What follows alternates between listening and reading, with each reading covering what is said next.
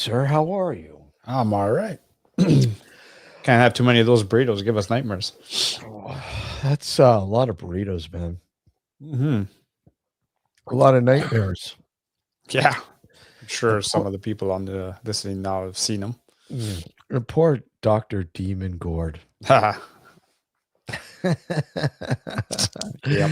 Hey, Mark, how are you? Ghost Adventures of Cornwall, how are you? Susan, good to see you. James, Friday House, how are you? Michael. Michael, Neil, how are you? Good sir, how are you? And of course, our good friend Safari, how are you, Safari? Um, Hello. yeah, well, there was nothing in the books for tonight, essentially, but yeah, we're doing a show.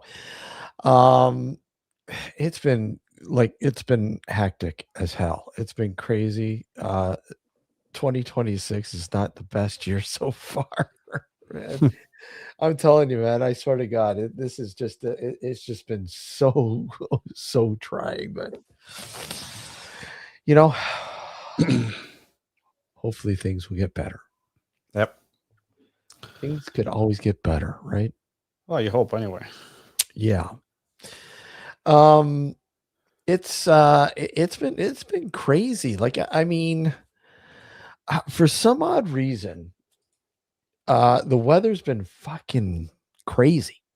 Yeah, it's been back and forth. Like, You know, I'm today was glad. nice. Yeah, I'm glad we haven't had like that. Minus 30 shit. Yeah. Like that's just insane. Minus 30. I think the one night it was like minus 31 with the wind chill. Yeah, something like that. Like Wasn't pleasant, that's for sure. no, it was insane. So I mean, at least this is a little bit more reasonable, and tolerable. Uh some of the snow is kind of gone, but we still have a lot, and we've Yeah. got more on the way, from what I understand. Um, Well, tomorrow's supposed to rain. it's supposed to rain, but then Yeah. they're saying it might change into snow. Ah, they can go fuck themselves. But I think Thursday, I think they're saying more snow. I heard up to like 10 centimeters. Fuck. Yeah, Uh, it's insane. So, well, a little bit of good news. We're gonna have Richard Stanley back on the show. yeah. I'm looking forward to that. I'm Talk absolutely looking more forward to about that. um the Cthulhu mythos. Yeah, and a lot more. He is now. He was just telling me that he's been casted and brought in as principal writer for the third Winnie the installment Pooh, of Bloody and Honey. Yeah. yeah, Blood and Honey, Winnie the Blood Pooh. and Honey. And he's actually playing the main character. What is it, Balzar? Something like that. I don't know. Yeah. Weird ass name. Mm. So that's pretty cool. Yeah, it is cool. He's staying busy, and of course, he's fighting the good fight in the Pyrenees between the French and the Spanish. Yeah. Um, it sounds like where he lives sounds really, really cool. Like it It does. sounds really nice. Like the Pyrenees, Yeah. it sounds like it's absolutely beautiful, It uh, probably is. serene, and I would probably say pretty quiet because I don't think a lot of people could probably tolerate that, you know, environment. Like it's so Solid. Solitary. high, Yeah. high, rate high. Like I don't know how like how high the Pyrenees actually go. They probably go pretty high. Mm. I mean, isn't the Pyrenees doesn't it somehow make its way to the Alps? Uh I don't know. It might they might, I'm not sure. I wonder. No, hold on. No, It's I'm a curious. 430-kilometer long mountain range in southwestern Europe, Yeah. forming the natural border between France and Spain, and separating the Iberian Peninsula from the rest of Europe, stretching from the Atlantic Ocean to the Mediterranean Sea. Oh yeah. Oh yeah, yeah, yeah. Oh yeah, okay. Yeah, look at it, man. I'm just looking it on the map now. It is wow. Yeah, that's pretty cool. So yeah, it wouldn't be a part of the Alps, No. right? No. But I don't know. Pretty cool, man. Yeah. Pretty cool. No, the mountains, not the dogs. Oh, those are massive dogs too, man. Those Yeah. Pyrenees, they're Yeah. massive.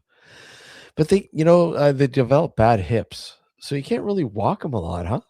From what I understand. And of Just put them course, in a wheelchair. yeah, a wheelchair, yeah. Wheelchair for dogs. Mm.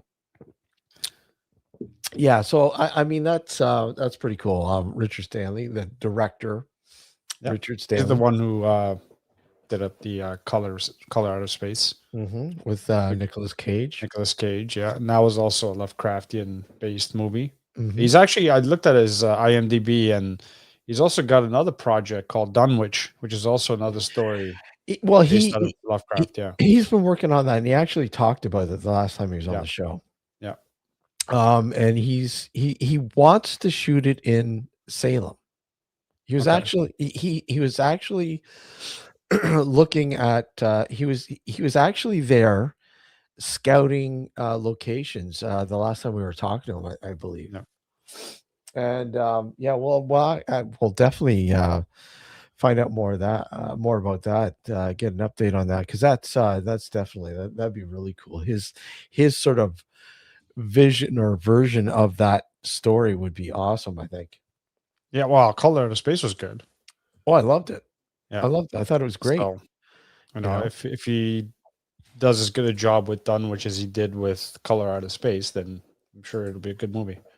yeah, And that's, absolutely. for anybody who's a Lovecraft fan, right?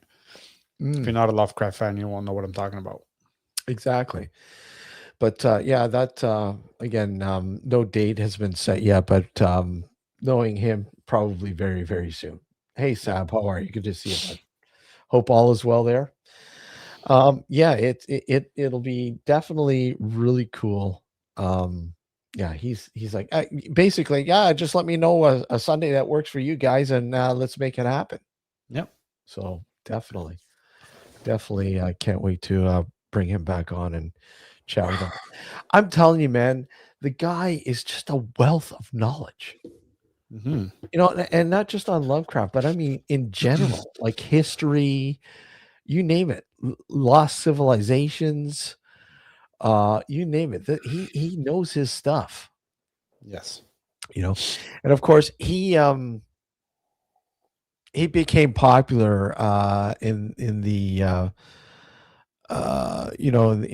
in films, obviously, with his first movie, Hardware, which is very, very cool. Have you seen it? No, I don't think I Oh, have. dude, you got to track it down if you can. It's really, really cool. It's really cool movie. And he's done, some other cool flicks. Obviously, I like all his movies. Um, but yeah, so that's coming up. It's just a matter of time before we get more, more announcements, obviously. But yeah, it's just things have been busy and chaotic, if you will. So Mm, the scheduling has kind of fallen behind for the yeah. rest of the season. So we're hoping to get that back on track. Just reading your thing. Oh, okay, good to hear, Sam. Good to hear. So our good friend Justin Valria might join us this evening, but like I said, we'll see. We'll see how We'll see. we'll see. We'll see. He's got the link. He's got the link. He's And got we'll the see if he link. has technical issues, like always. Well, apparently he's updated his performance there. Has he? Oh, that's Yeah, awesome. yeah, but he's got a new computer and everything, I think, doesn't he? That's awesome. I'm pretty sure he said so. Hopefully, hey, he'll have to At come least on. that takes care of that, right? Yeah. The long gone are those days when he was taking handouts from Gareth and everybody. Yeah, I know. I know. By the way, I got an extra mic here. Here you go. And Gareth was nice enough to send him the mic. And was it a headset too? Wasn't it? Something like that. I can't remember. Mm. Yeah, he. Well, the thing is that if he's doing his own podcast, he should, upgrade his system a little bit. Just a little bit. Hmm. And so, I mean, we did. well, yeah, it took us a while, but we actually Yeah, it took us a while to do it. we actually got it done. But Yeah. hold on. Where are we? Gone are the days of us sounding like we're underwater. Yeah. Oh yeah, that's for sure. Where are we? Let me just see if I can find it there. Where is it? I have to go here, and then I have to go here. And so anyways, let me just pull it up here. There. And so what did you think of the vid I sang? I'll play it. So I think it's pretty cool, man. And this is like Alex, like what, fucking 17, almost 17, 16 years ago. Holy 16 shit. years ago. You can tell how young I look. And this is when we truly knew that the devil walked among us. That's right. Right? The devil walked among us.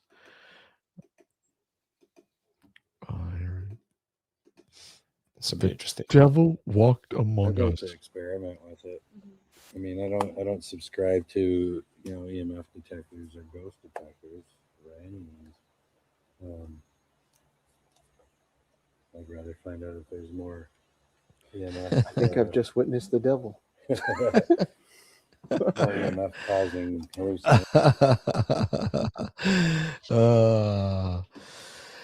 Boy, didn't he look devious. Uh-huh. And young. That's what's striking. Those 60 were years ago. We'll do that. Yeah, those were the years of Phantom Easing was still going. No? Not in 2010, no. When did you end it again? About a year or so after I launched. I launched around 2008. Yeah. Yeah, and then about 2009, maybe early 2010, but it couldn't have gone that far in. And like you, because I know how you feel, because I know you're having a lot of problems getting content, right? Yeah. Yeah. Because people just didn't, they made a lot of promises, but no one came through. Yeah, par for the course. Like I said, I know how you feel. Like, I mean, when I was running Cinema Nocturna, right? Yeah. Although I did have quite a lineup of reviewers, writers. But it wasn't always easy getting material. Like I was handing out, review material like DVDs. We were constantly getting, at that time it was DVDs, right? It wasn't Blu-ray. Right. At that time it was DVD. It was VHS and then DVD. That we were on the cusp of DVD. DVD was just pretty much introduced. Yeah. Well, I shouldn't say pretty much. It was, but it was becoming more and more popular. And I had all the the companies that were startups and releasing these movies like there was no tomorrow, constantly throwing us new review material for nothing, man. I mean, I was getting like freaking shipments daily of the discs, and I had to divvy them out to the guys, and we're talking about like one person who was a regular contributor to Cinema Nocturna was my good friend Fred Anderson. Yeah. In Sweden. Yep. who was who loved these types, and we're talking about, not necessarily underground movies. I mean, they were independent movies, but they were genre films, Right. you know. So yeah, so yeah, I know, yeah, it's always tough trying to get um content. Like, well, back then it was contributions, and I mean, we just, it wasn't only reviewing movies. We were interviewing people too, like actors, directors, you name it. We were, actively um reviewing or sorry, interviewing people as well for Right. the show, right? So I don't know. But yeah, anyways, it's been, like I said, it's been a crazy 2026 so far, but let me just, I don't Are know. we living in reality, or is this make Are we believe? living in does reality really exist? I mean, does it exist really? Or are we living in a reality? Are we living in a simulation? Or We're part of someone's wet dreams. yeah. Yeah, I think that's the Or, ticket. things that has been brought up several times, how, you know, our brains, if you will, our being, our essence, our energy is somehow tapped into the universe, much like a computer PC is to the internet. And the universe is obviously, somewhat, I don't know, fully, I don't want to say fully controlling, but is there some sort of nefarious, you know, creation sort of aspect that is controlling this as we live it out? What do you think? I mean, what are your thoughts on that? Um, I would say no, personally. No, you like to be grounded, right? Well, it's not just that. I mean, it's one of those scenarios where if you're able to make choices on a whim, and I'm Mhm. not talking about long-term planning, Yeah, just decisions that affect your life drastically. yeah. I tend to believe that it's not a simulation. But that's, again, I'm not saying I'm right. That's just my opinion, right? Um, because the idea would be, you know, you have the universe controlling 8+ billion people on the planet, our Mhm. planet alone, right? That's, I don't know. That's kind of hard to swallow. So you wouldn't say that there was some sort of intervention somewhere in our timeline of evolution? Intervention? Yeah. Like, say some intelligent civilization No, I'm came. not saying that. No, no, no, That, no. yeah. I'm not saying that. I'm asking Hmm. you, do you think, sorry, I meant to phrase it differently. Yeah. Do you think that that was a possibility? We keep, you look at religions and how they believe in gods and all Yeah. this kind of things. Do you think those godlike figures are actually the people that, this advanced civilization that came here maybe intervened with our Yeah. evolution? I can believe that. I can definitely believe that. Um, well, I can believe that it's a possibility, or that it's, something that might have happened, Mhm.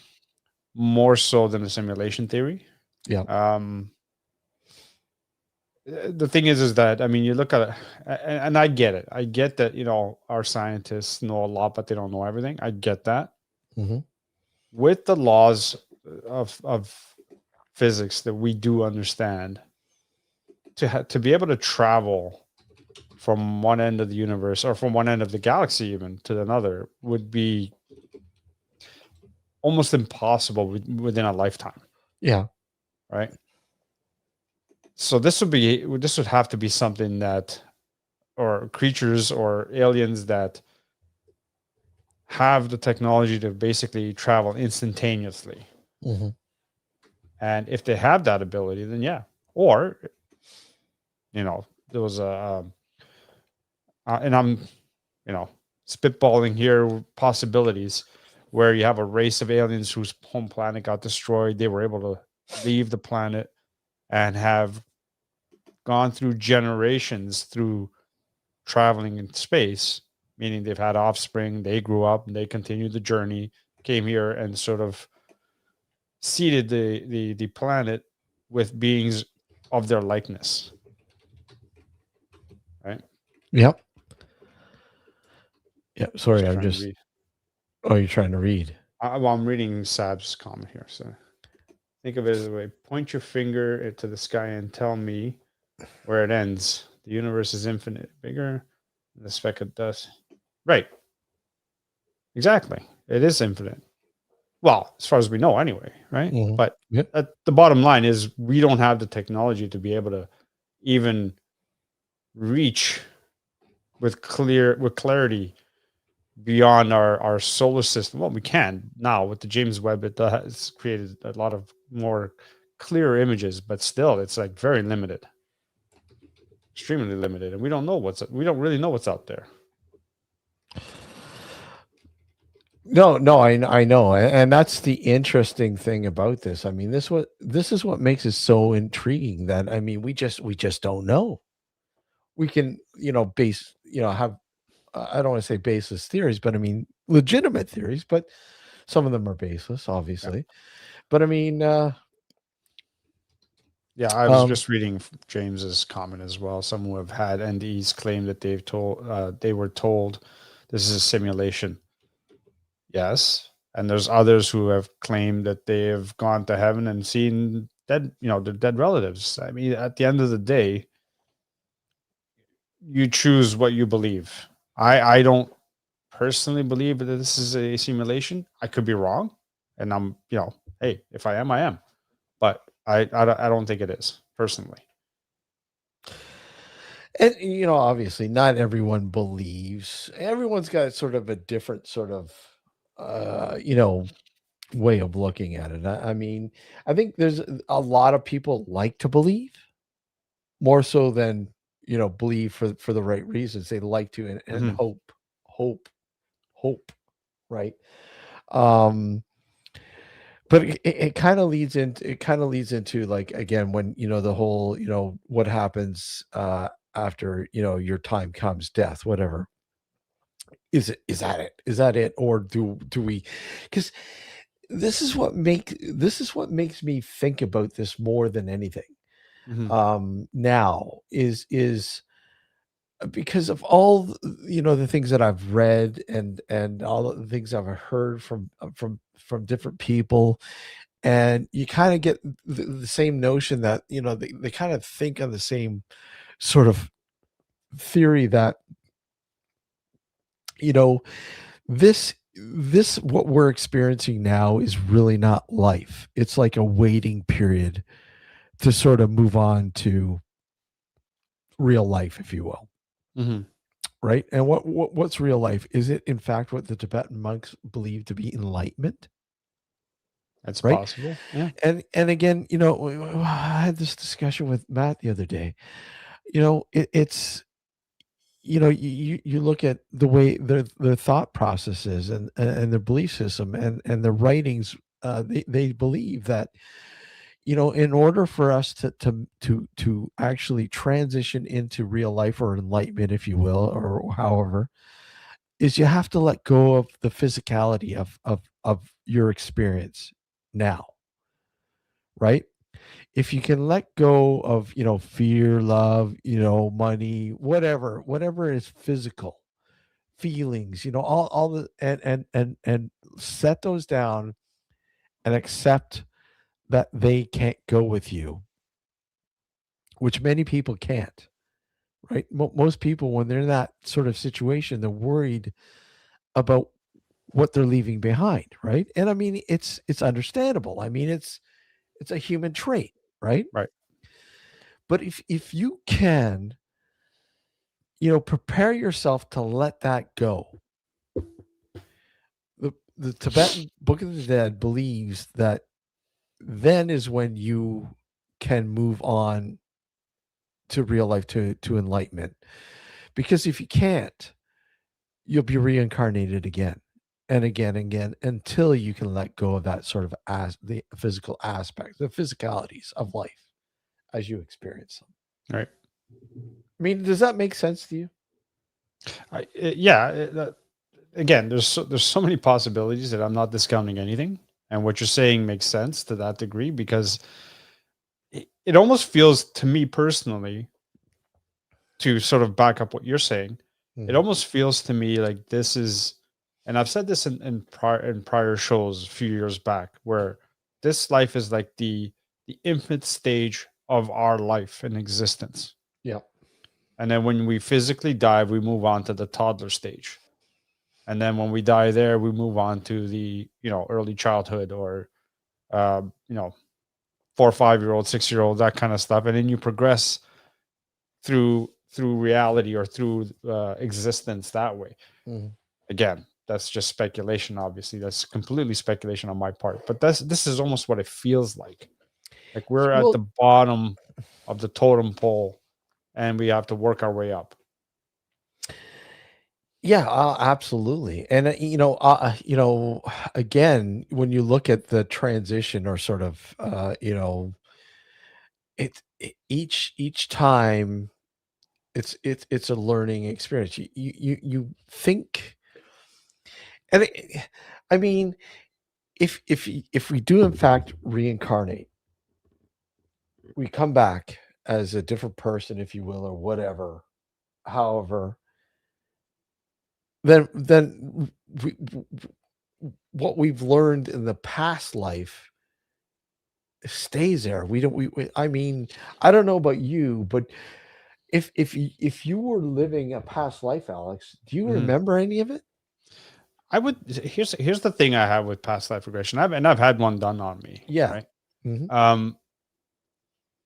What's the point of reincarnating to learn a lesson if you don't remember the mistake you made in the past life? Exactly. So it's one of those things. It's like, I know you hear I mean, you and I both have heard this argument multiple times, where you have to come back to learn certain lessons. I go, how is that possible for us to learn the lesson we were supposed to learn in the prior life when we didn't, if we don't know what we did in the last life? Why would we do that? Right. And the excuse is, well, you're put into certain, scenarios, different scenarios, which will guide you in that way. I go, but then you may learn that lesson, but then you don't remember the lessons you learned in the past life. What's the point? It's like saying to someone, you failed grade 2, you have to repeat it, but then when you go to repeat it, you forget everything you learned prior. You know what I'm saying? It just doesn't make sense to me. Well, I know. I mean, what in life does make sense? I mean, it's like saying it's not fair. I mean, there's nothing in life that's fair, right? I mean, it's yeah, you're right. This is why I don't personally think reincarnation is a thing, even though there's been multiple people who have claimed it, and there have been some instances where children are born and say things that they by no means should know. Yeah, like, I mean, Latin, or a language that they wait a sec. How the hell did you know that language? You never, or even names of people, or how someone died. You know what I mean? God, so yes, it's hard to say. I guess my argument for the past life regression, or reincarnation, is the theory as to why it happens. To learn a lesson. I don't know if that theory holds up. It may be possible that some reincarnate, but I don't know. It just makes no sense to come back to try to learn a lesson if you forget, the past mistakes you made in your previous life. There's the chat is revved up. I love it. There's some really good stuff there. There's some really good stuff there. Again, if you want to join us, by all means, that's you're more than welcome to join us. Because I will stress, we're not experts. We're not experts. We're just like a lot of average Joes, just trying to figure out what is what. I mean, right? Show me an expert. Well, I shouldn't say show me an expert, but I mean, realistically, is there an expert on life after death? No, because you're dead. I mean, I don't know. James, Oh, come wait, on wait, board, man. wait, Come on. wait a sec. There, an expert just showed up in chat. Terry. Oh. Join us, Uh, James, if you want. The link's up there. Yeah, no, absolutely. I mean, we would love to hear other perspectives on this. I mean, everybody has the great points, and I mean that's the whole point of this. What we're doing this for is to kind of spark a conversation, and it's the chat's on fire. I know. And that's what I love to see. I love to see people discussing this, because I mean it is something that I'm sure we all think about, maybe not 24/7, but Unless you're a complete atheist, then yeah, you've probably thought about this at some point in your life. but even if you're an atheist, I think that a lot of atheists entertain the Not information. at all, James. Come on up. Mind if I smoke? Go ahead, smoke if you want to Smoke whatever you want, dude. Smoke, that's fine by me. That's quite fine. Terry, how are you this evening? Good to see you. Always good to see you, Terry. Speaking of Terry, but this year I'm going to do the nocturnal gathering a lot earlier this year. Yeah. Yeah, I'm going to set it up, and what did you think about the Coachman? Do you think it was a good place? Yeah. Yeah, you didn't like the food. That's why. No, not the food. Yeah. Well, I we'll mean, the figure place it was out. all right, but I mean, the food was mediocre. Yeah, it's a cool place. I like the place. Yeah. Right. And here we go. have a victim. Mr. James? James, how are you, sir? What's going on, buddy? So we've sparked your interest, man. You're pretty active there. Let's hear it. Give it to us, buddy. Come on, give it to us. Well, I kind of gave the basis on it. I do believe that this is a simulation, and that's it's always been a theory in the back of my mind. I've started looking into out-of-body experiences, near-death experiences, stuff like that, and most of the accounts, and there are millions of these accounts, and one of the most consistent things is they're told that, okay, your soul is sent here multiple times, and you have to learn a lesson. If you don't get it in that one lesson, well, you got to come back and do it again. But you make a contract with what they call source. They don't call it God. They call it source, which is interesting. Very interesting. Yep. But yeah, I mean, it makes sense, but at the same time, here's where you fall into philosophy. It's not humans, even though we're supposed to be modeled after them, whoever they are. Yep. So is it human logic or their logic? Is our logic based on their logic? I mean, here's where philosophy starts coming in, and we don't have an answer for none of that yet. Hopefully. Yeah, well, that's the thing, right? I mean, and that's why I think this is kind of a topic that keeps coming up, and you keep driving the nail in it further and further, because let's face it, I mean, no matter what, I mean, we're all going to be chasing that answer until our time comes, and then we find out. Well, you kind of think we do. I mean, that's the theory, or the You gotta do like that movie Flatliners. Yeah, exactly. You gotta do experiments like that, like stop our heart for God knows how many times or how many minutes you can, and then revive it. See what happens. Wasn't there there was an actual experiment, I believe, that was in fact was kind of based on. I believe there was some sort of It's, you know what? It's possible. There's no. I'm almost. I have no Now I don't know. qualms about believing that people would stoop to that level and Well, actually do it. it's stooping. It's actual clinical tests, I believe, clinical studies, I believe. Playing with fire. Well, maybe I think it's they might have I don't know brought in people who are maybe close to being on their deathbed. I don't Yeah. know. Who knows? But I mean, there are, I don't know, countless amounts of accounts of out of body experiences. You know what I mean? Yep. After death, they've been dead for clinically God knows how long, and they come back to life, and it seems to be the same story pretty much across the board. I mean, if that's the case, it doesn't mean it's real. It could be just a function of the body that we all have, obviously, and experience the same thing over and over. I mean, what do you guys think about a lot of those experiences that people have, after death, experiences, they come back, boom, boom, boom, and it's the same. I saw the light, I saw the tunnel, and blah, blah, blah. Some of them mention that. Some of them mention that they just wake up in a void, just this empty black void. There was nothing there. And half the time they say, well, I felt like something was watching me, and then all of a sudden I was pushed back in my body. So wouldn't that be weird? Somebody get back there. Like, what are you doing here? In that regard, I think in that regard, a belief system has a lot to say in how you interpret what happens when you're quote unquote out of your body. That would be insane. What Neil's saying there.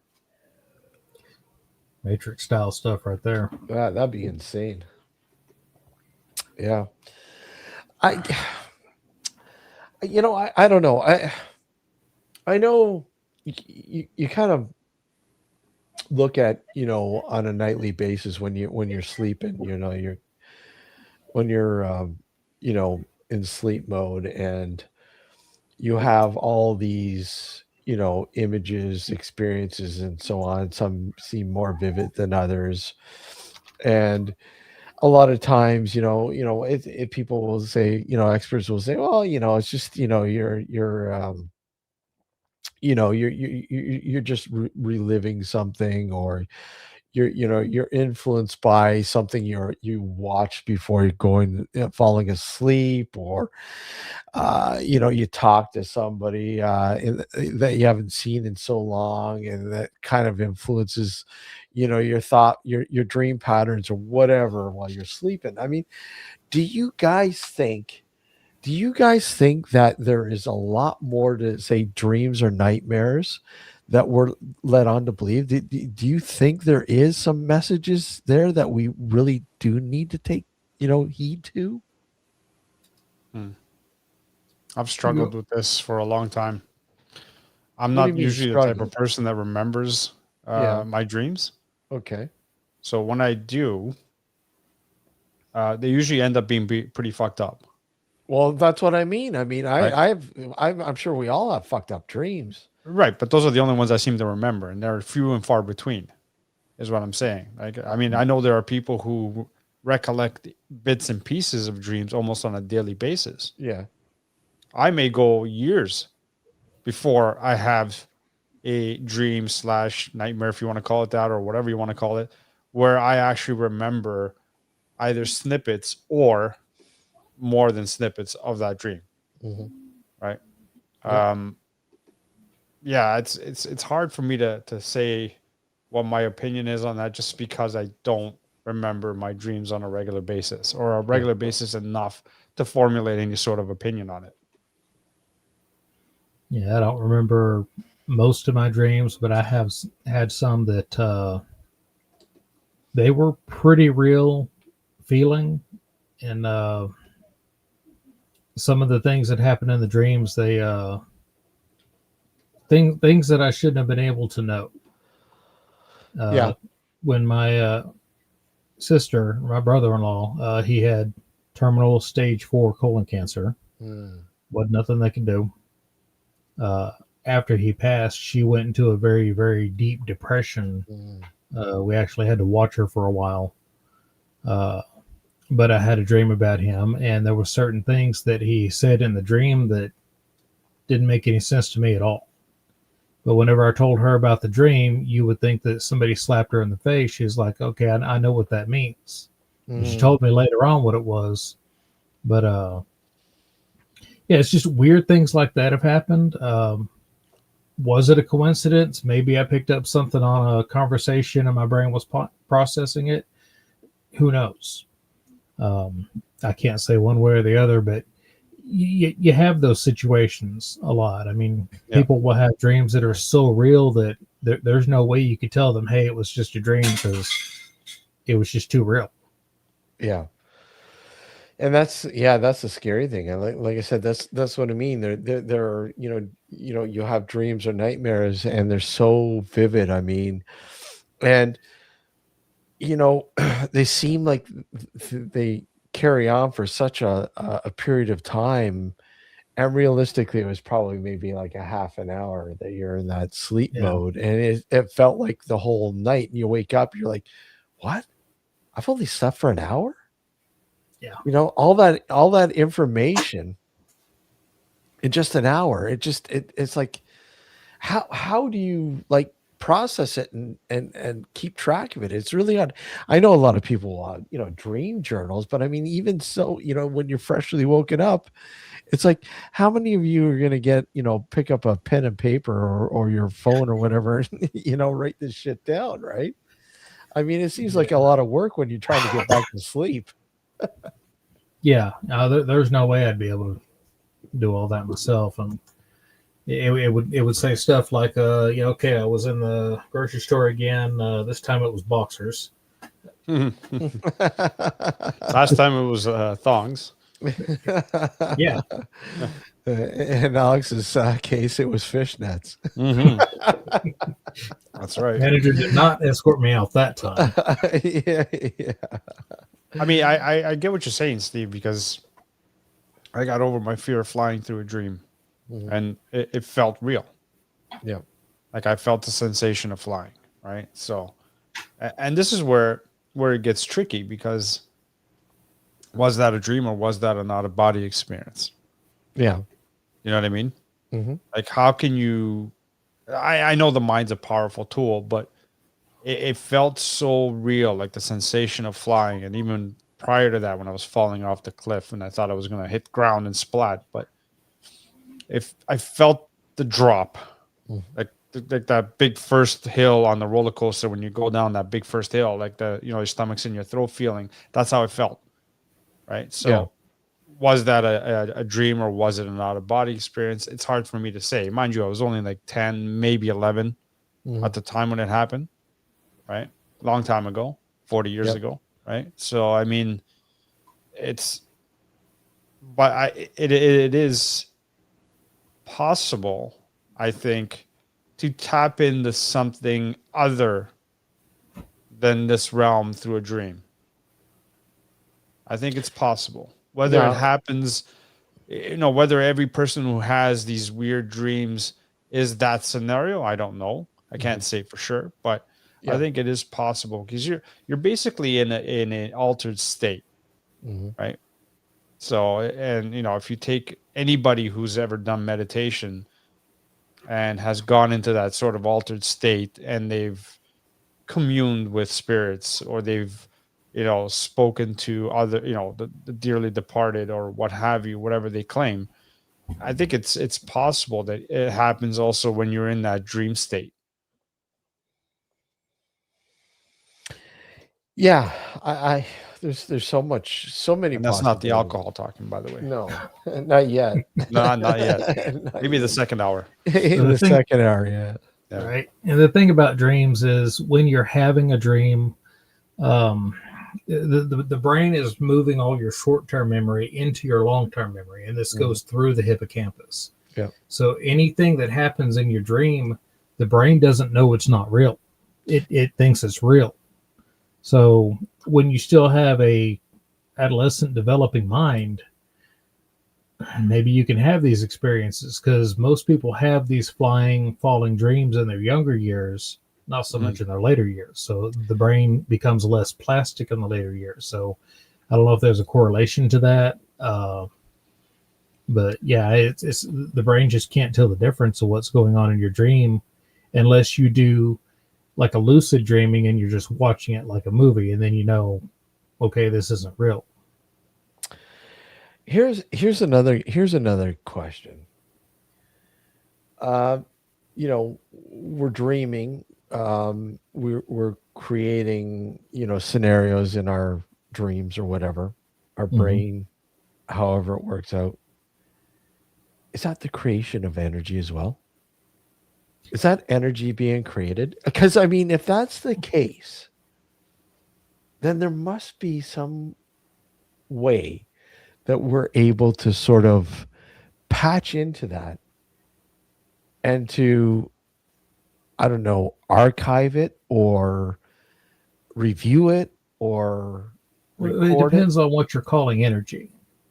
The actual creation of these dreams while you're sleeping, your brain or whoever is processing the imagery or whatever else scenarios in your dream or nightmare or whatever. I mean, if that is actually the creation of energy, wouldn't that be creation of energy of some sort? I thought energy couldn't be created or destroyed. Well, in scientific Can't community, be destroyed, but yeah, by scientific definition, well, like Alex was saying, is no, you can't create it or destroy it, because you can't create or destroy matter. And Einstein figured out that they are two sides of the same coin. You can convert one to the other, and that's what they did with the atom bomb. Yeah. You converted matter directly into energy. It's like they can take light, which is, it's a photon, it's a particle, but it doesn't have any mass, so it becomes all energy. And it's actually, it's not matter, it's mass that's switched back and forth. Yeah. So when you say energy, that's what I'm thinking of is, you know, the potential energy that everything has, like this that I haven't lit yet. You know, right now it's has no energy, but well, now because it fell, it had kinetic energy that it released. Yeah. Mm-hmm. You know, into sound, heat, whatever. So when you say energy, that's where I get hung up on that. It kind of confused my brain there for a second. But I mean, the actual, you know, the neurons Mhm. in your brain are like, you know, working overtime and creating this scenario. Mhm. The act of those neurons alone, is it not creating energy? It's using energy. Okay, using energy. Okay. Yeah, it's taken the food that you've eaten, the nutrients you've taken in. Yep. It's chemically broken down. Energy is released that way, so it uses energy. Mhm. But it's not like it's creating anything new other than idea or concept, if it's just the brain. Otherwise, it's imprinting something on reality or however that works. Because here we really don't know. We are minuscule infants compared to what the creator would be if we're in a simulation. Mm-hmm. Yeah. So Maybe we the can simulation is hypothesize. just God's fart. What? Could be. Our simulation, our reality. We're in God's fart. Could be why After this eating a place stinks. burrito. After eating a burrito. That would explain a lot. Yeah. Well, that's what Terry said earlier, right? I dream of Gord as a giant burrito and came true. Oh, Yeah. poor Gord. And what he's saying there, we are God. That goes back to what near-death experience people say, is that everything is, for lack of a better word, they say energy. I call it, I really don't know what I call it, but it's like all of existence has one basic level, and everything is built off of this material that just is. Yeah. So this reality is built on it. And another thing they say, and people that do astral projection and stuff like that, they'll say that other realities, that they exist, Mm-hmm. and it's thought responsive. You think it happens. You think of a place, you're there. You think of a person, you're communicating with them. And there is no space, there's no time, there's no distance that can get in the way of any of this. That's what they all say whenever they've left the body, they've traveled, they've done this stuff, and they can be there as long as they want and come back. And it'll feel like they were there a million years, but were gone in just a few minutes because time doesn't match the same. But the existence of everything just responds to your thoughts.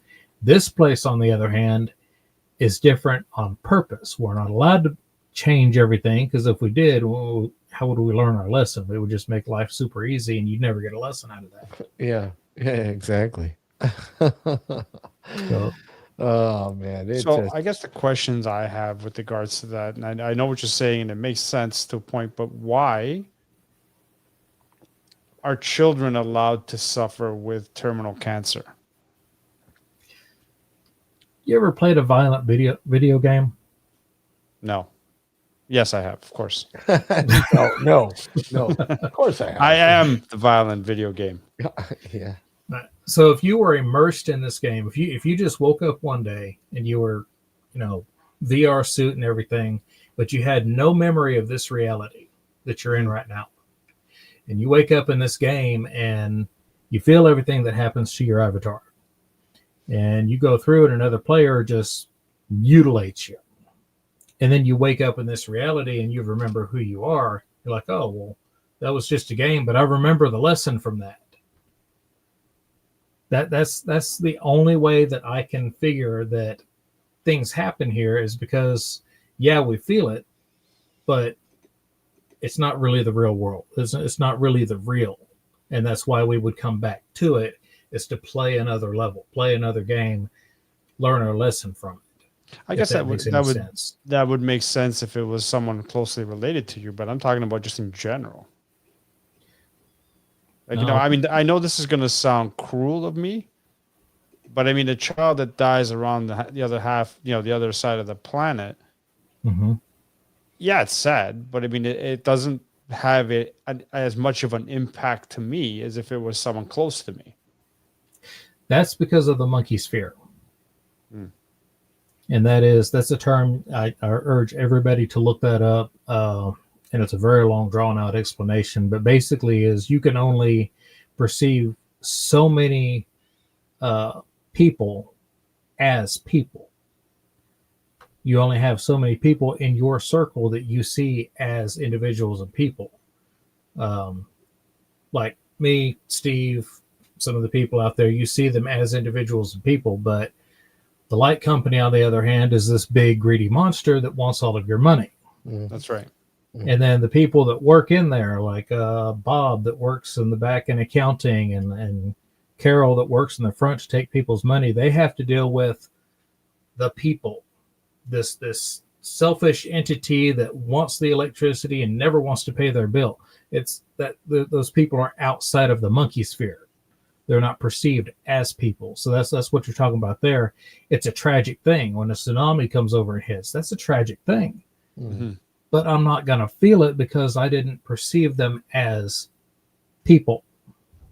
They were just them on that island. Right. Yeah, them on the island. Yeah. On that note, we're going to take our halfway break.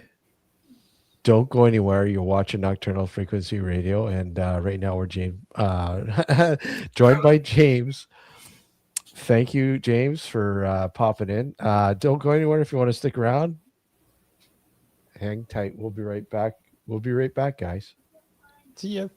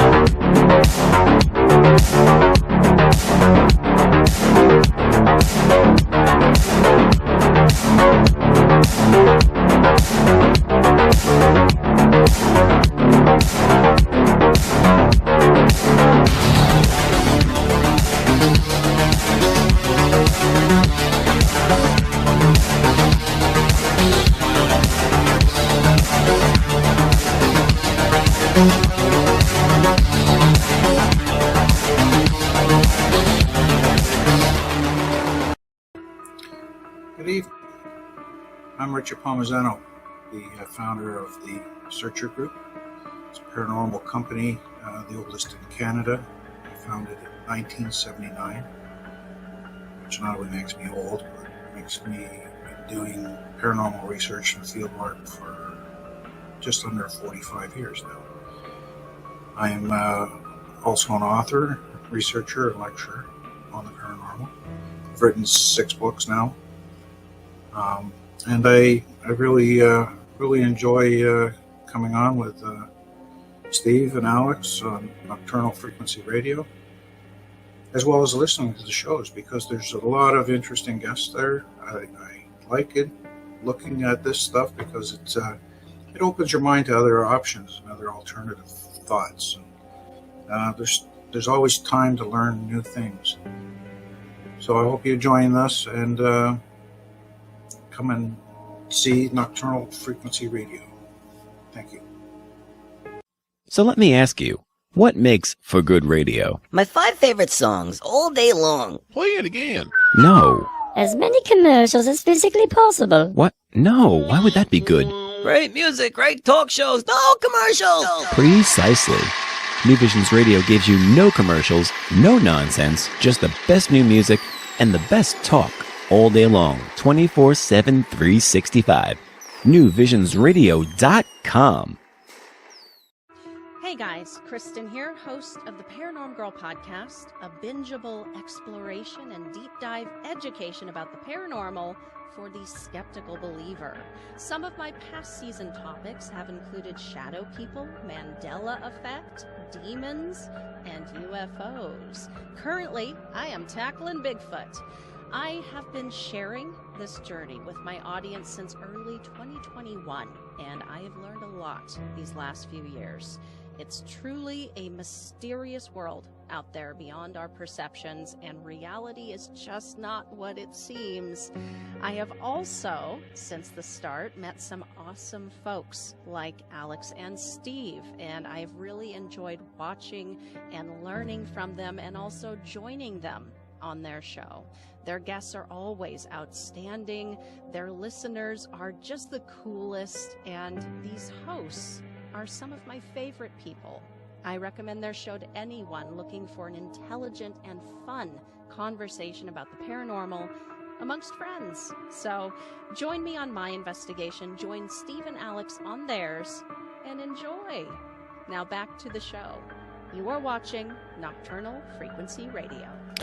And that you are. Welcome back. Thank you for popping in, tuning in, or watching, or however. I don't know. Whatever. Thank you. You got a question already. Yeah, Michael, how are you? If this was a simulation, would reality be built to detect errors? Only if we paid up our annual dues to Norton or whoever. Yeah, your fees are important. You're muted, James, by the way. There we go. There you go. I was just saying, if you pay your monthly subscription. Mm-hmm. Yeah. I mean, it's very vital, very vital. I mean, you have to pay that. I mean, otherwise your service is null and void. Mm-hmm. Errors now, are we referring to the errors like in the movie Matrix where you see deja vu?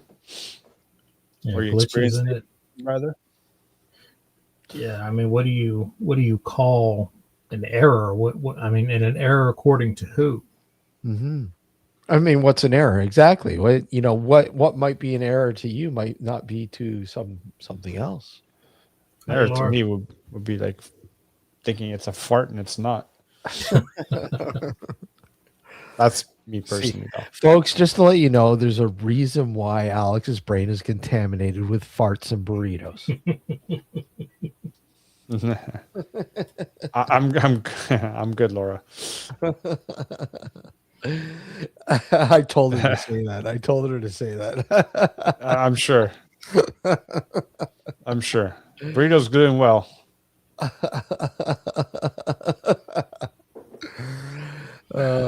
It's like the one I sent you.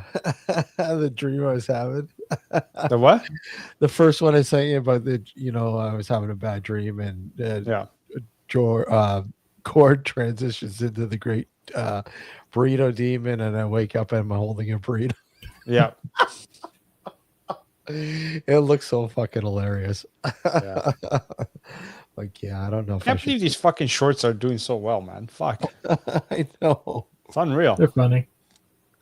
They are funny, but I mean, it's just odd how they're just racking up the views, especially the one. Like, it's almost got 10,000 views. 10,000 views. Yeah. It's insane. Gets popular.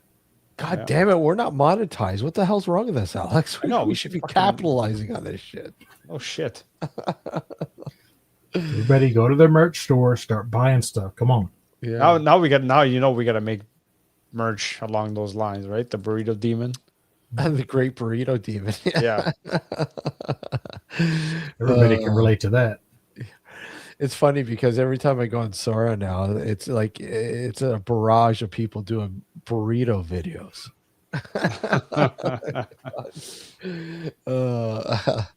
And some of them are hilarious, but I'm like, yeah, I wonder I did a why. bunch of me as a vampire, but I haven't posted them anywhere. You didn't post them on your Sora? No, No. Oh, just okay. there's drafts. Oh, yeah. I always find that when I was doing the one I did with me, having the nightmare and Gord turning into and him chasing me around inside Big Fat Burrito. Yeah, I was like fat. I was like, what the fuck, man? I know. I'm like overly weight here. I mean, I don't look like that. It's like when they a video puts on 20 pounds, it's more like puts on 80 pounds. Yeah. Michael Yeah, says Sora. we need a shit avalanche merch. Yeah, shit, avalanche. That's a good one. Yeah. He had actually made a thumbnail, and Michael, did you use OpenAI for that, or do you Chat GPT for that? Because whenever he made it, he took images of us, and the one for me made me look like I was 300 pounds. I was just, Oh yeah. yeah, it was kind of hilarious because everybody else looked okay, but mine, I was just out there. I think it's an open AI thing that they add a little bit. Now he used Copilot for that one. Oh yeah. There's nothing like Alex running out of a fucking Big Fat Burrito saying, "Oh, they fucked me. I don't know, but it felt like a shit avalanche." Yeah. No, and the funny thing is, in that video, I look like you. I know, eh? It's weird how it does that.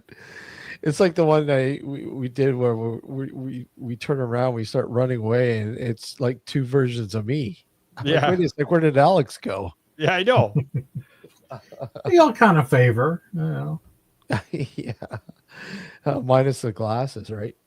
That's the tell right there. Yeah, that's. I think Michael would like another shit avalanche episode. How do you top that one though? Oh, that's hilarious. But anyways, going back onto topics or some,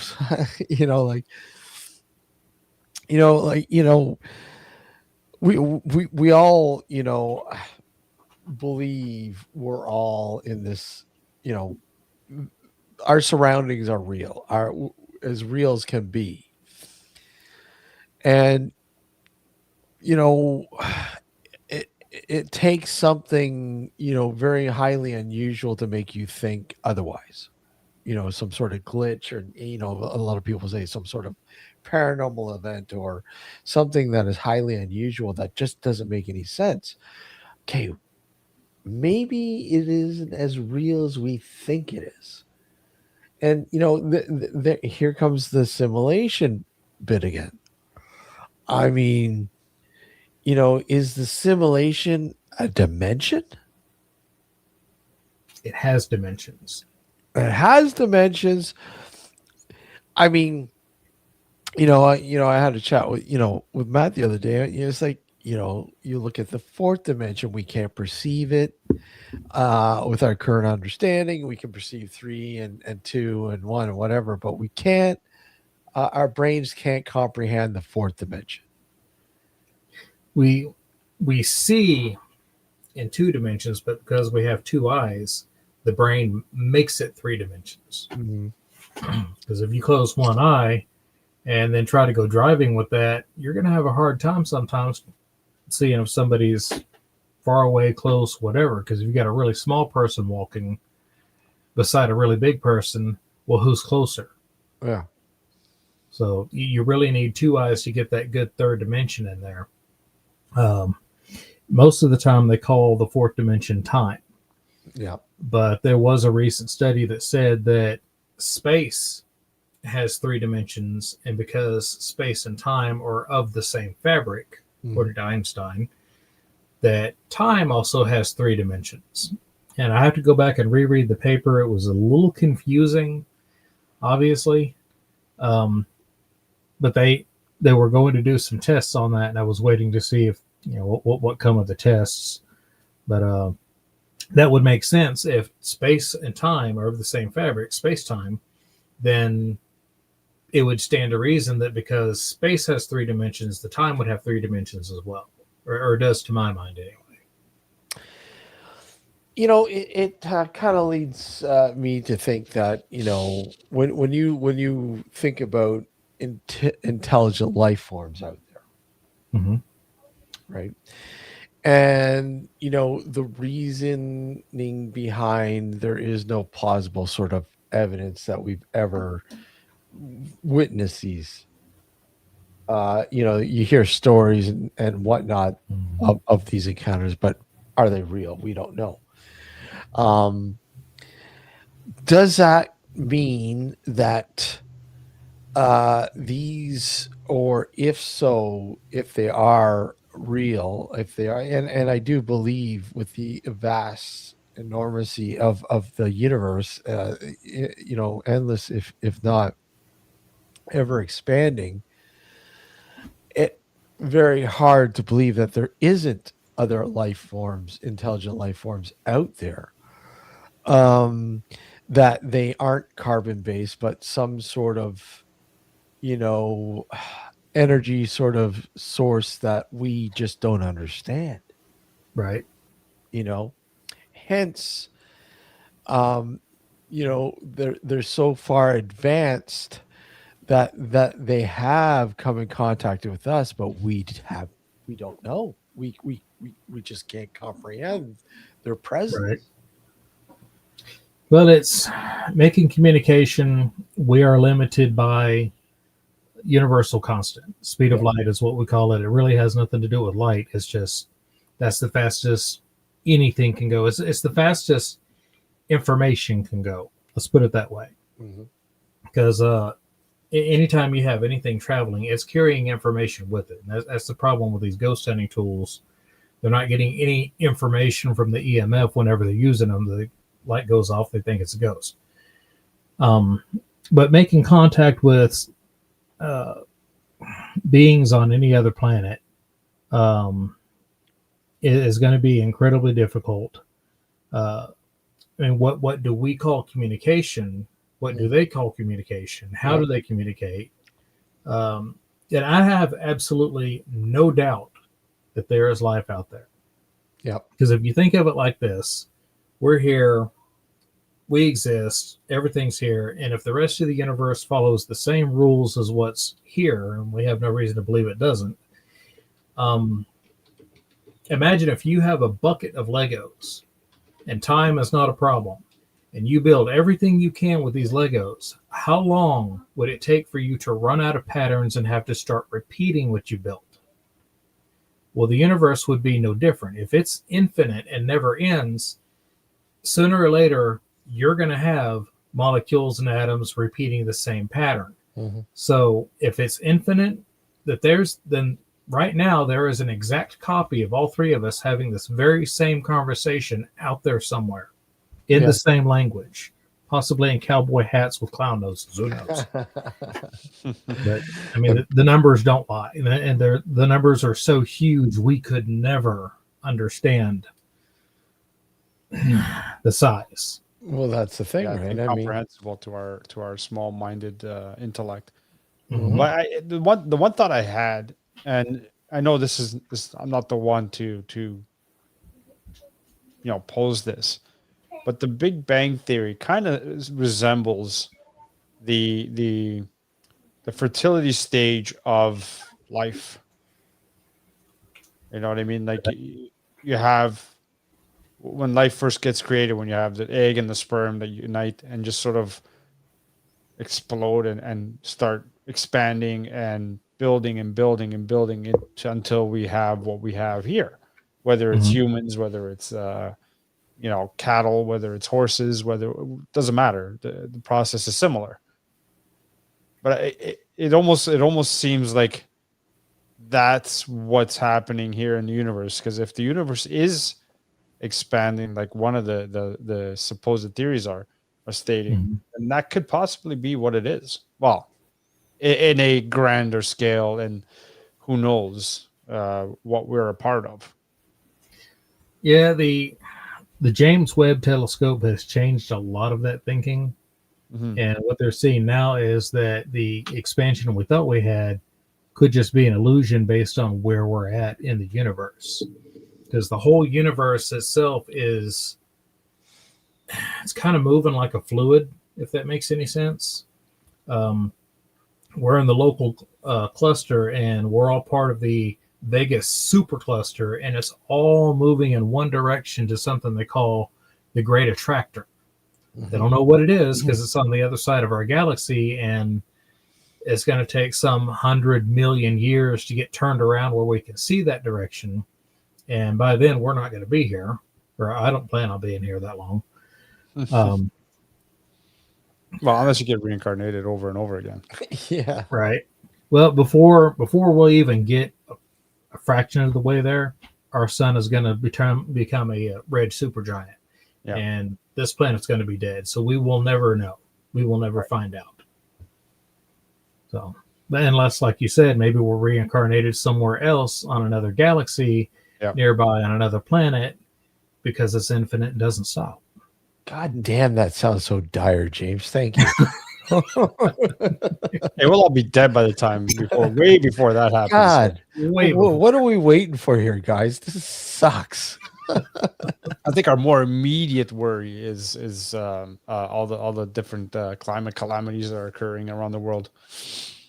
That's more of an immediate concern instead of our sun developing into a red giant. But I don't want to drone too much into that, but I mean, like, this planet has always had adversities, always, and it may seem increasing, and it is increasing, but I mean, is it the worst it's ever been? We simply don't know, because we only are going by documented, our recorded history, is a small fraction of Earth's lifespan. Yeah.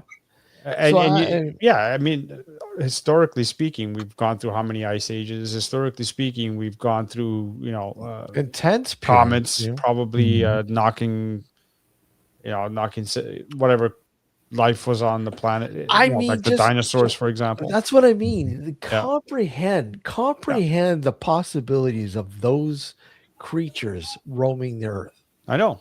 I mean, it's just infathomable right now. Yeah. To think that we would not be the fucking predator here. We'd be fucked. Yeah. Would be someone's meal. I mean, if those dinosaurs, lived, they missed the boat when Noah's Ark was launching. We probably wouldn't be in the scenario we are in now.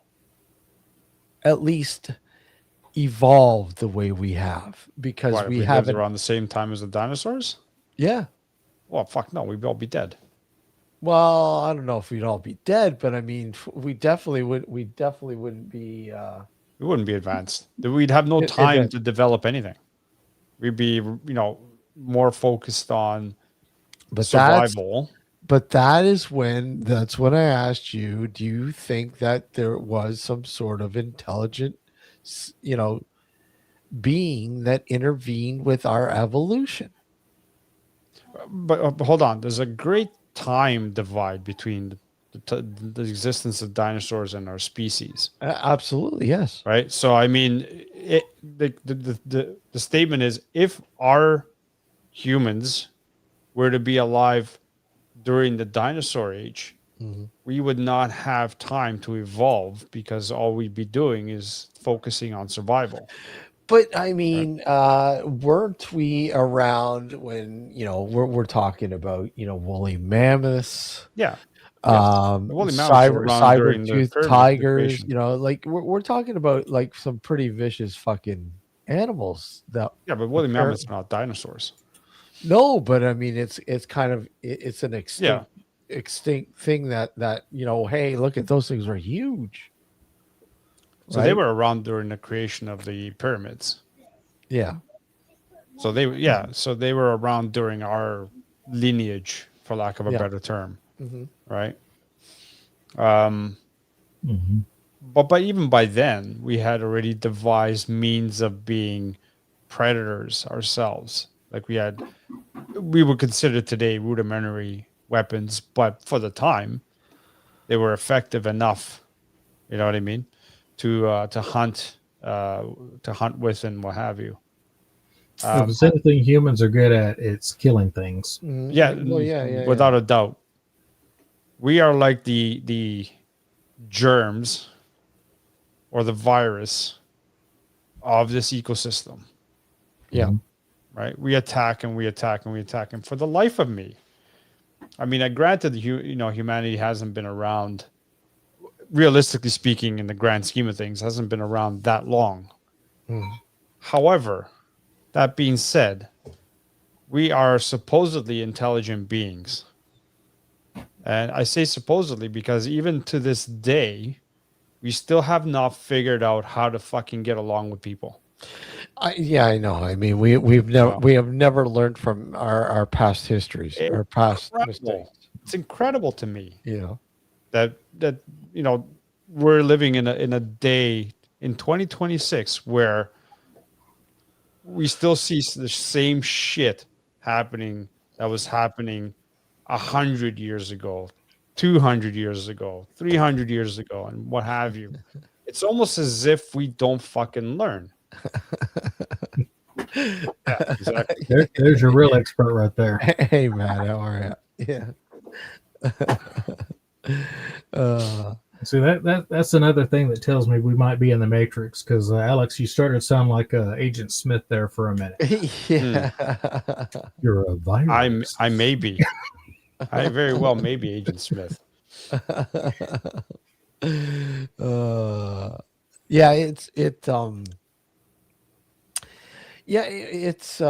Neil points out, how would the dinosaurs have evolved if they kept evolving? Would they be in fact farm animals, or exhibits, if you will? Right. Well, according to many, whenever you go fucking do anything with those small hands. Yeah. They say that T-Rex is now what you get in your chicken nuggets at McDonald's. That's right. They evolved into chickens. Well, they're mighty tasty. Brontosaurus burgers. Yeah. But do some of them exist? Because if you look at it's not the Brachiosaurus. What is it? It's a water dinosaur, but it looks like the Brachiosaurus. Yeah. The long neck. It's just the water version of it. Loch Ness. Yeah. Loch Ness. It fits the description 1-to-1. So is it possible some slip through? I don't know.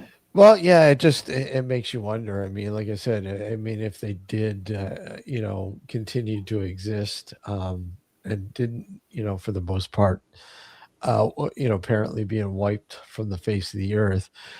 What do you think? You look at our oceans. I mean, the possibility that some of those creatures might have survived, in our oceans. I mean, what are your thoughts on that?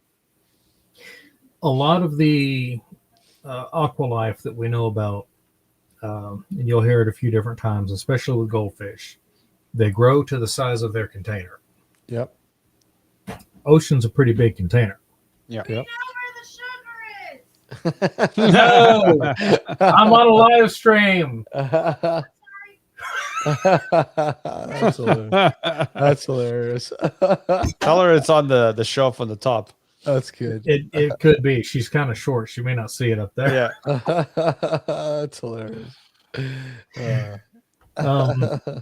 But yeah, as far as stuff being in the ocean, we've explored what maybe 5% of it. I mean, we know more about the moon than we do about our own ocean right here. Yeah. So if something's in there, we have no way of knowing. Yeah. I mean, you get like the big blip. They still don't know what that is.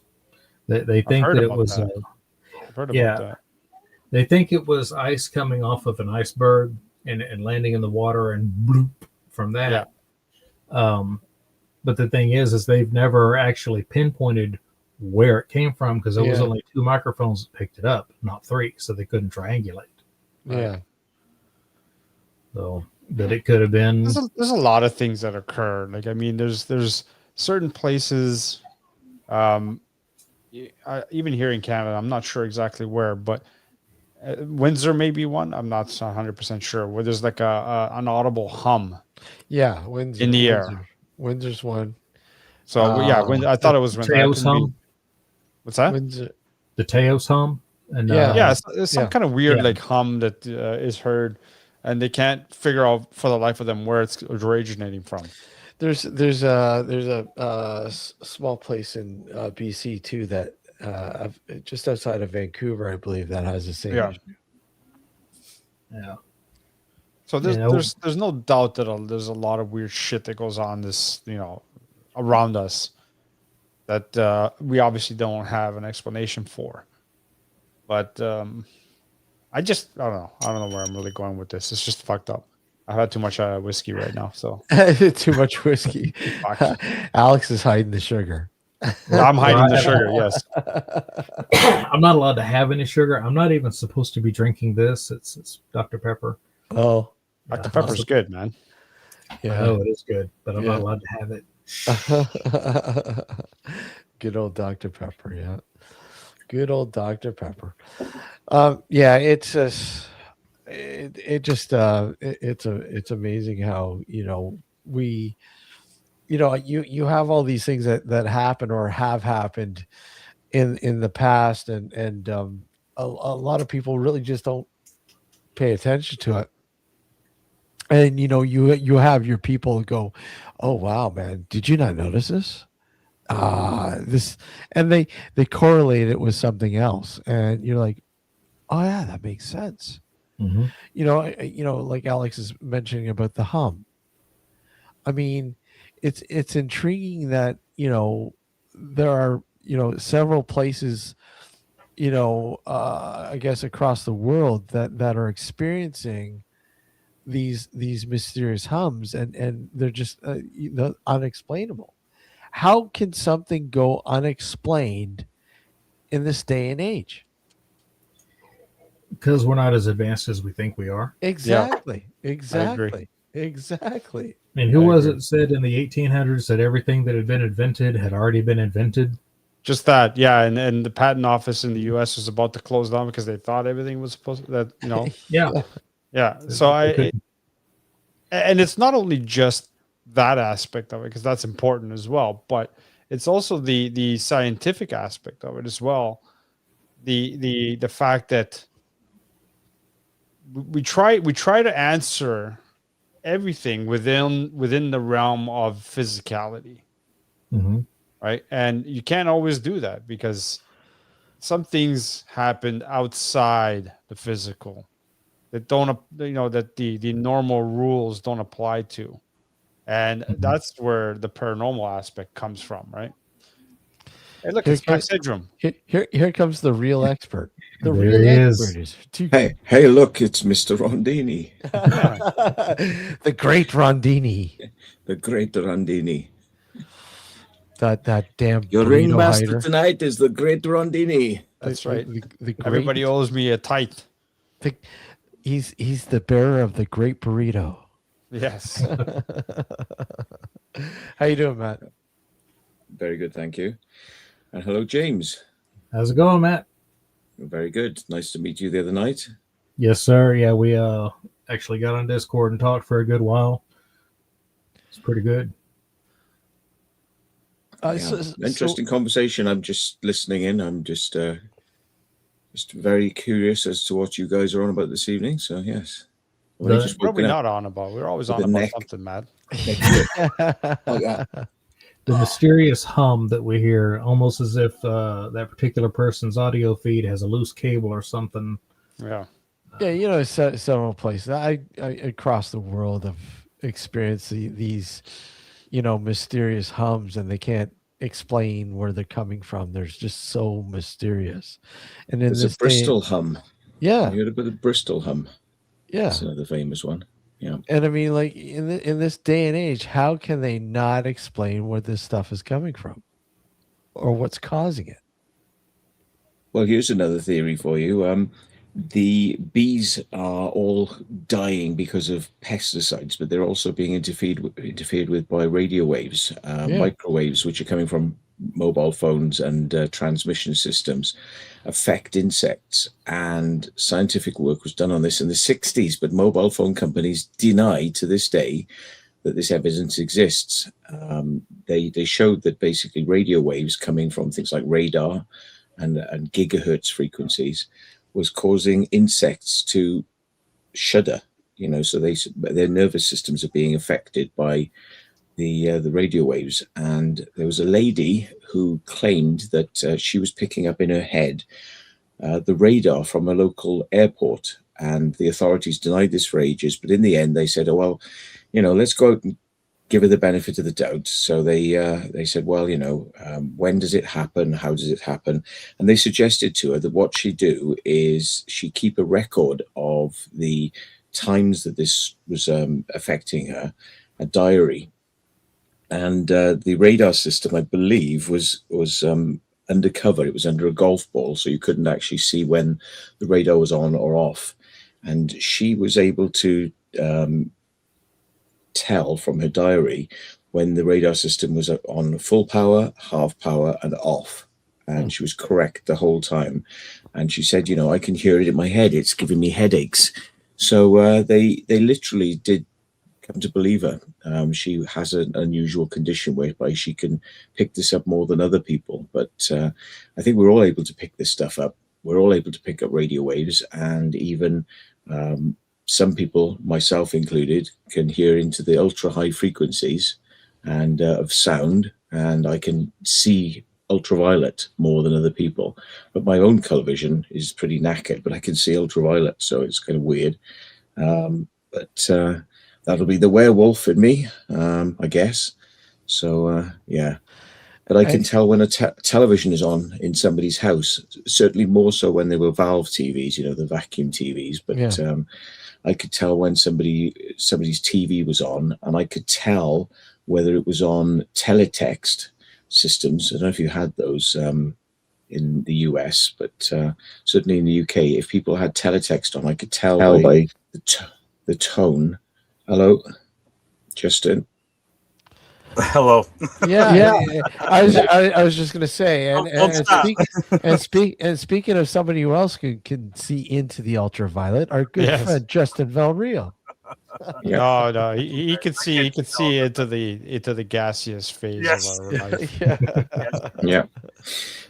No, the thing is, I would be able to tell what type of thing that I could even kind of work out what type of thing they were watching, whether it was a high frequency, something like a sports match, because it would be a different kind of frequency that I could hear, or whether or not it was just like normal programming by the sort of there's a lot of motion in sports, and it's a lot of cutting, cut, and you can hear the changes.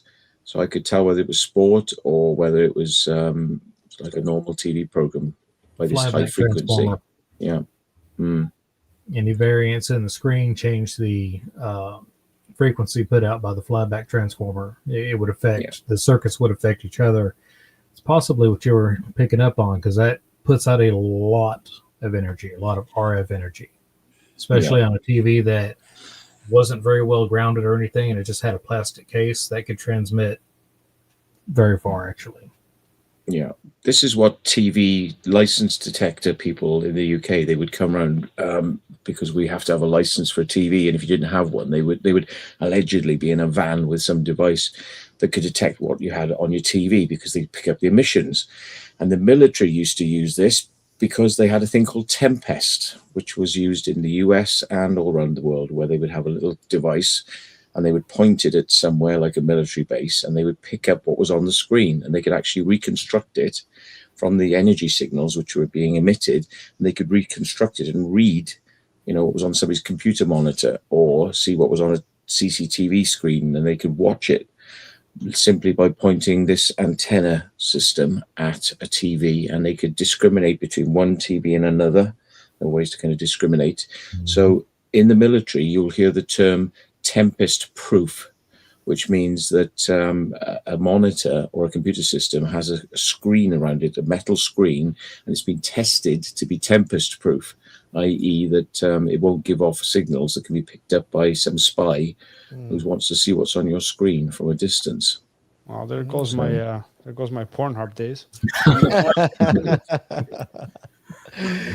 So, what do you think, Justin? Do you know much about the? We're essentially talking about these places that we're experiencing these unusual hums, high frequency hums, and so on and so on. I don't know if you're familiar with those at all. Yeah, I've heard. I've seen videos like at least a decade ago. It was pretty popular, especially the what was it? The horns. Remember the horn stuff? Yeah. That people were hearing. Oh yeah. Yeah. Oh yeah. And, In the sky. Yeah. Interesting Things. Which I think it was around 2012, so a little over a decade ago. That was pretty popular. But it makes sense. I found out that I can hear, or I'm sorry, certain frequencies I can't hear, which makes sense why sometimes people are talking to me in a certain level, and I totally, if you're not looking at me, I don't even hear it. Like, and it's the weirdest thing ever. And now that I found out that, I wouldn't say sensitive, but I don't pick up certain frequencies, and that makes sense now. And that would make sense if other people would pick up frequencies that are either heightened or on certain levels, or even with as you were talking about with the RF, which is also electromagnetic. So people are sensitive to electromagnetic as well, which would also make sense that some people would either experience something or even feel a certain way, during other those frequencies.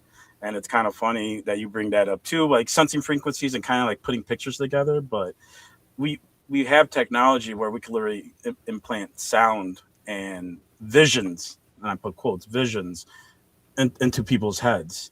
And I'm always remember the story, which was back on our Blog Talk days. And I just brought this up after playing last week, and after playing a game of D&D, me and a friend were talking about some weird experiences. One of his was he was playing Xbox with a guy for like 2 years.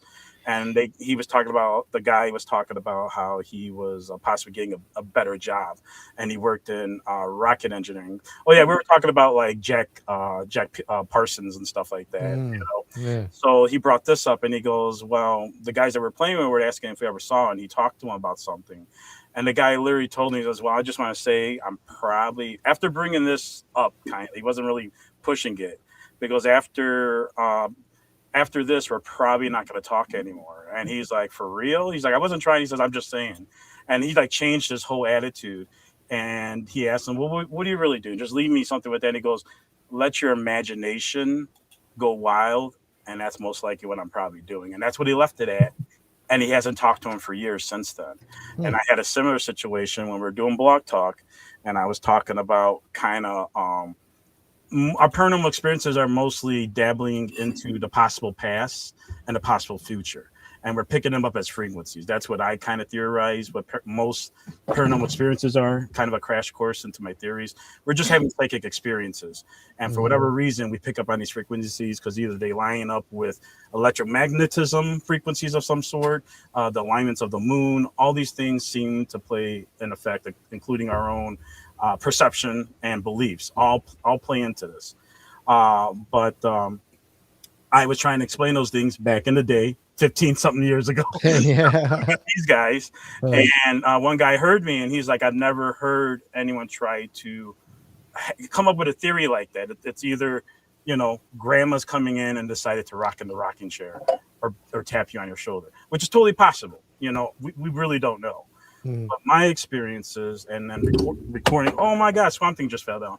My recording such things, other people's experiences always relate to either a mind frame or a certain event has happened, which is also connected with our mind frames and perception. So I always assume that we're just picking up things because there's nothing when it comes to a haunting and you listen to a psychic. It's just a vision you're really having. When you start to diagnose them and then analyze the different types of events, they're very similar to someone who would be having a clairvoyant experience.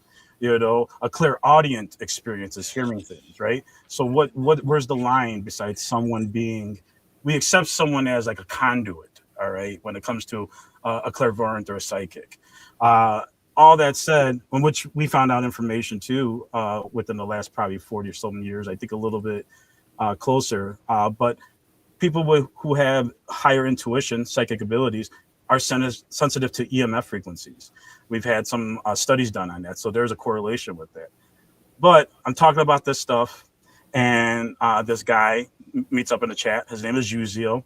If it ever comes up, this is all Yuzio, and he was saying, "Hey, I'm doing some work, and I'm interested in the stuff you're talking about because this is kind of what's going on. Things are happening on frequencies." So we start talking. We have these 3-hour-long conversations at my house, and I think, and this is what makes me sad, is I would have to scrub my backlog of Blog Talk Radio episodes. But he was only on once, but he never wanted to come on ever again. He's like, I really don't want to talk about this. I'll talk with, and he would stress it, I'll talk with you about this. And so we had this telephone relationship, long distance relationship, but no friendship. And we would talk about all sorts of life and everything. And he would talk about his research.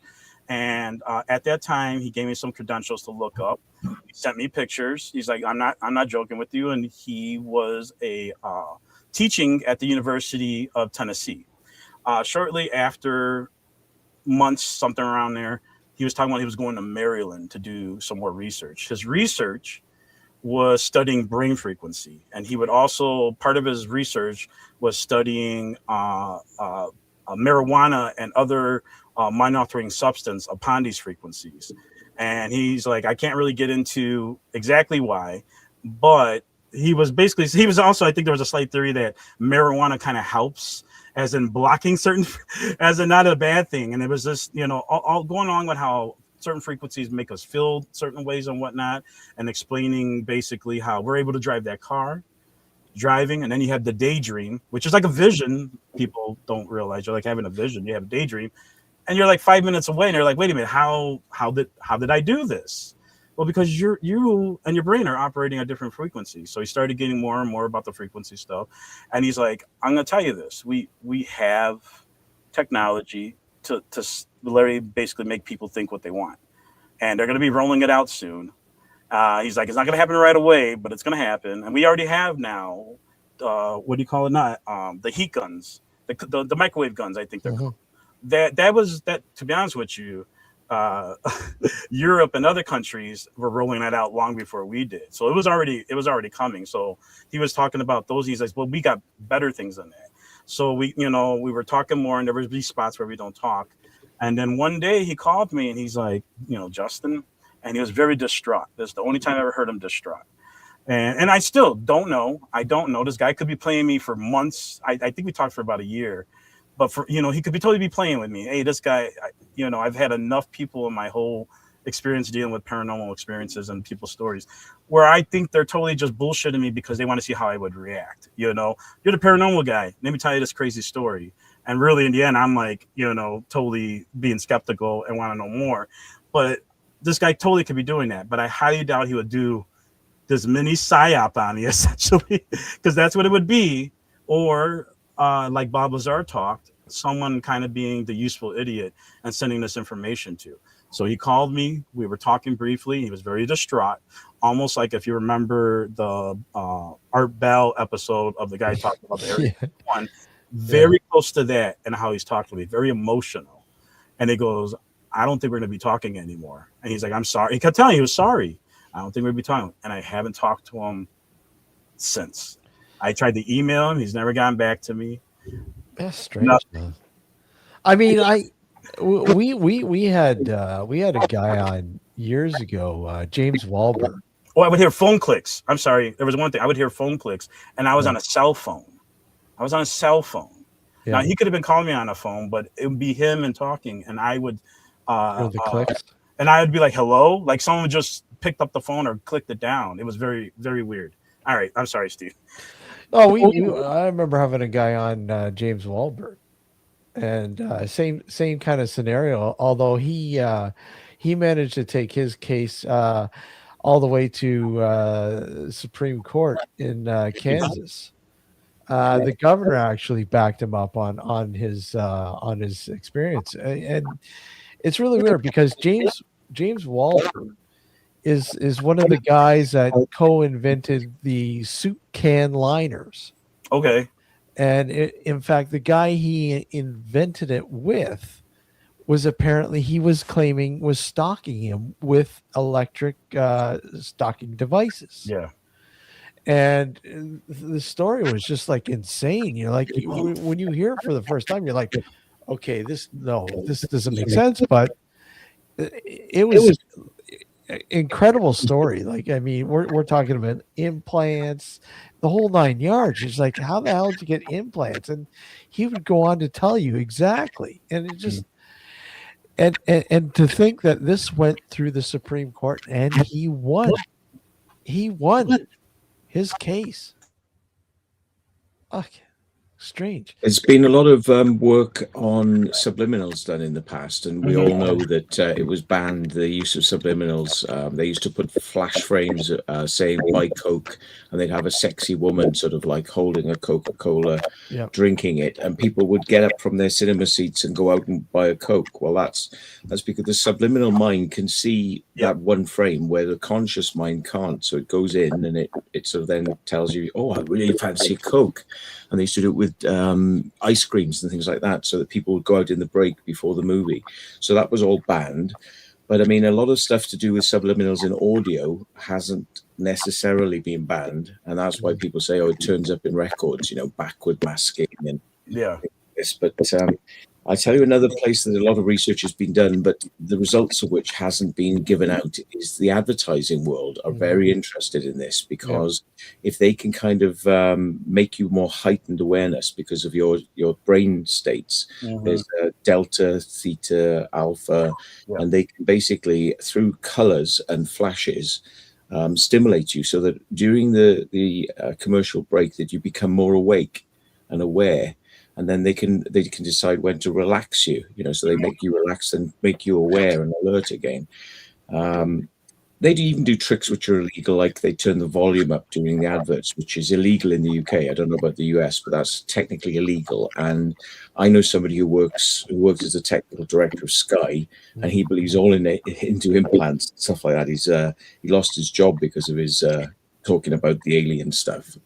He lost his job with Sky as the technical director, and he lost a job with the BBC because of this stuff. And he was well aware that they were putting frequencies and strange things into the signals, which is again illegal.